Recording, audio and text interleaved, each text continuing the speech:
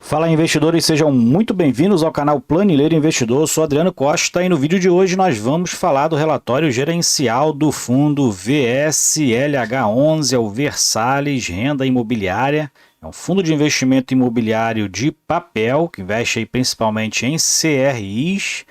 Então a gente vai ver o desempenho dele no mês de dezembro, tá? O relatório aí que saiu na última sexta-feira.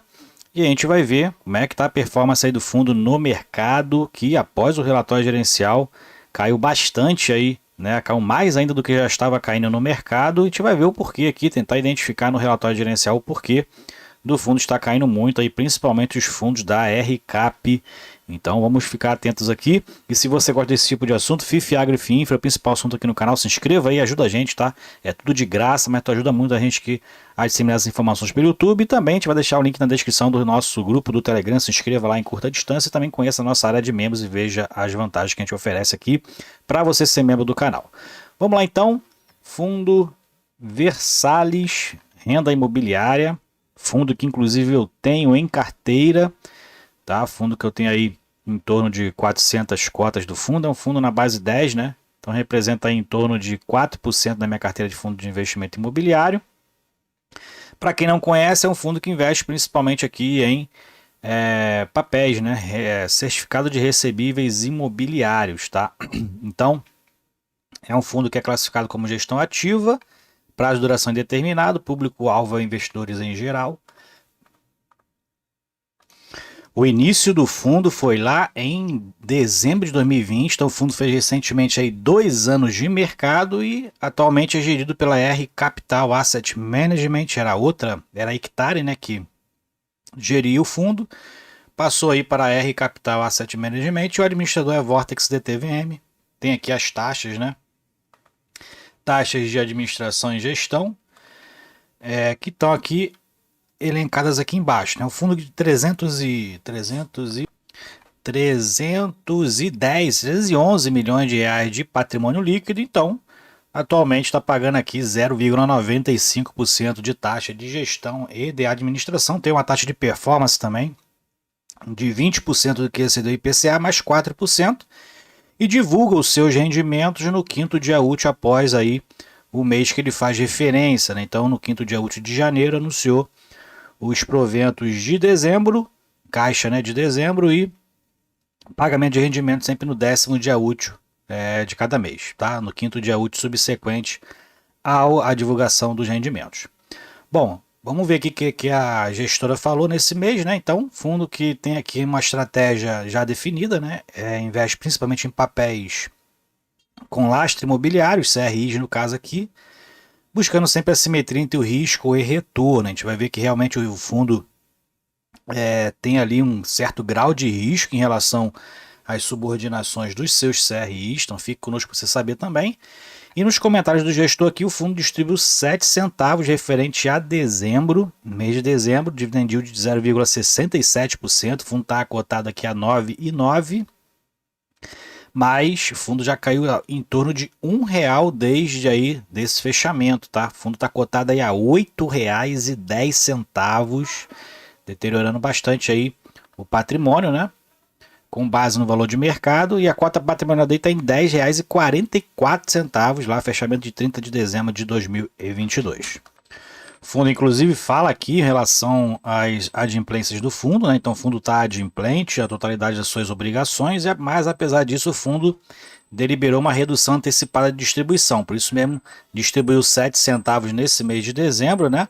E isso ele já prevendo aí uma manutenção da reserva de lucro de caixa acumulado por conta aí de uma não reposição futura de resultado de caixa, né? Então o fundo também está começando a ter uma certa dificuldade de caixa. A gente vai ver aqui que tem alguns papéis que estão aí já com plano de ações em relação a alguma, né, mitigação de algum risco que já está acontecendo, ou inadimplência, ou faturamento abaixo do esperado. Então o fundo já prevendo algum problema aí nesses próximos meses que pode ter refletido no preço de mercado, tá? O Tord também, que é da mesma gestora, já está passando algum tempo por problemas de caixa e deteriorou praticamente em mais de 50% o patrimônio em relação ao valor de mercado. O fundo fala que também teve um pré-pagamento do CRI Bourbon subordinado, então R$ 250 mil. Em 2022, o fundo distribuiu R$ 1,35, observou uma desvalorização da cota de 5,9%, com a soma de todos os retornos, né? Comparação ao IFIX, né, obteve uma valorização de 2,2%. Então o fundo ainda terminou 2022, né, acima da IFIX, mas com esse preço de mercado atual aí caiu bastante. Provavelmente já está pior do que o IFIX aí nos últimos 12 meses, né?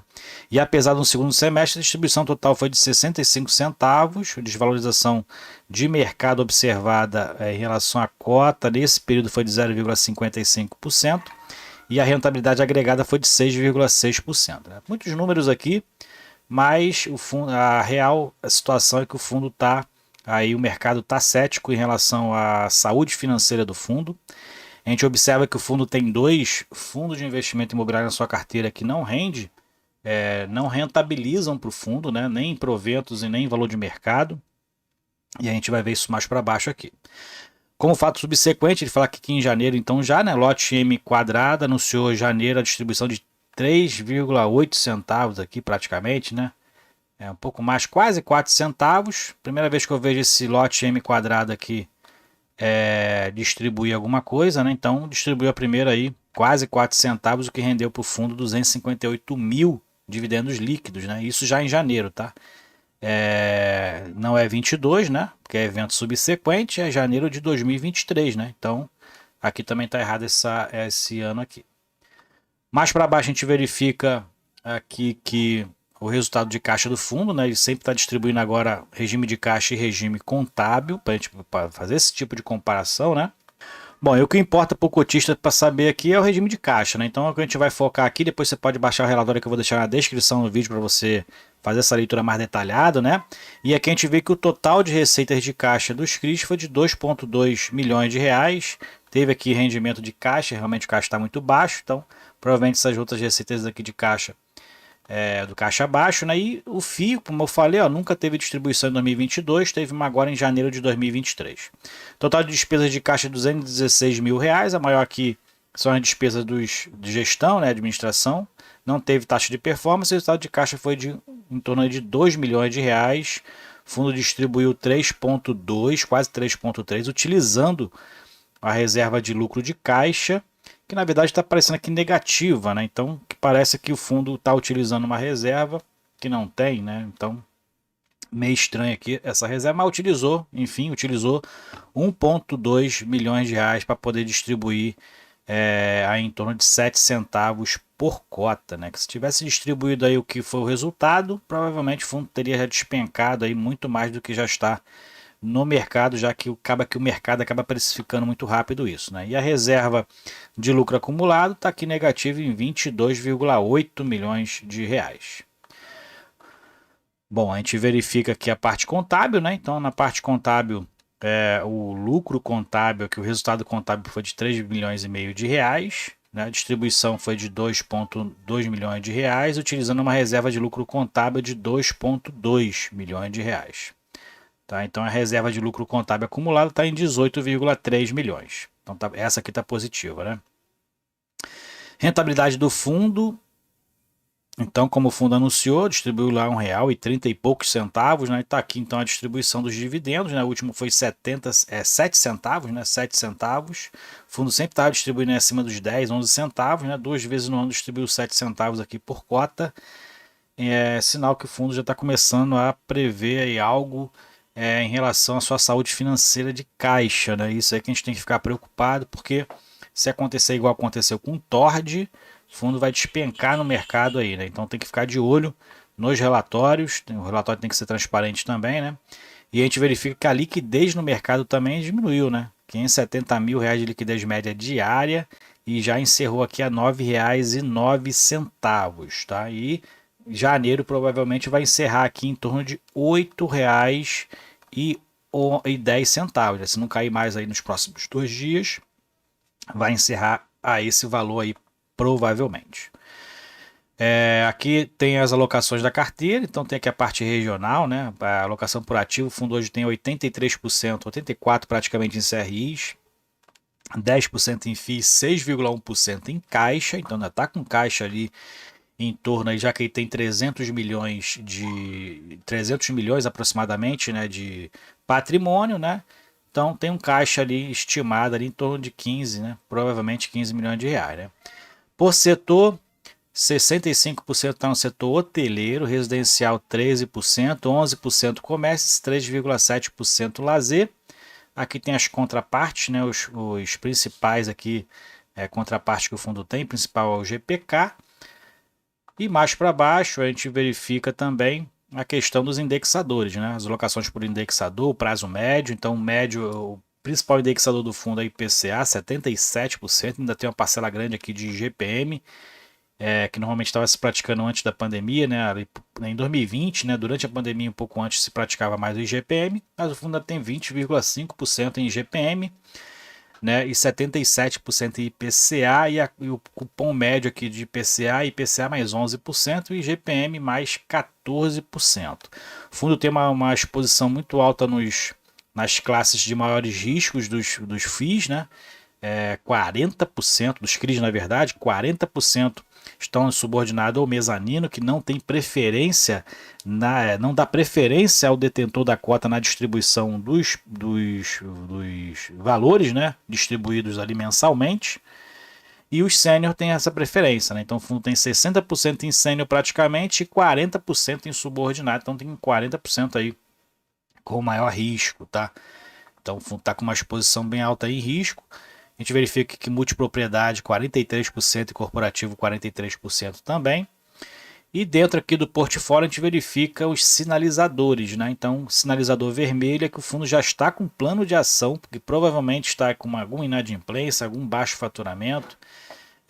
E o fundo já está com vários aqui com esse sinalizador vermelho, o que causa uma preocupação, né? É uma preocupação aí porque é uma boa parte aqui do seu portfólio, né, em que o fundo tem algum tipo de problema nos seus papéis, tá? Aqui no portfólio de fundo, então ele tem dois fundos, né? Então, primeiro recebimento aí de provento veio do lote M quadrado, o fundo tem 2,41% do seu patrimônio alocado nele, e aqui está a especificação de cada um dos papéis do fundo. Baixe o relatório aí, veja essas especificações para você entender um pouquinho qual a localização, né? Qual é a exposição que o fundo tem hoje no mercado, tá? E mais para baixo o fundo fala aqui os modelos de operação do fundo. Baixe também para você conhecer aqui como é que ele faz a análise dos papéis, tá muito interessante você entender também isso aqui, ó. Sinalizador vermelho lá no portfólio do fundo já indica que o fundo está com implantação de um plano de ações que provavelmente se enquadrou dentro dessas formalidades aqui, né? Inadimplência acima de 15%, e faturamento abaixo de 90%, abaixo de 100% aqui em razão do pagamento e da razão do saldo devedor. Então, tem alguns com sérios riscos aí que a gente está vendo, ok? Então é isso. Se você gostou do vídeo aí, deixa o seu like, se inscreva no canal. Eu tô com muita preocupação que eu tenho uma participação alta aqui no VSLH 11. Então, leia o relatório aí se você é cotista do fundo para você entender mais aí sobre o VSLH, tá bom?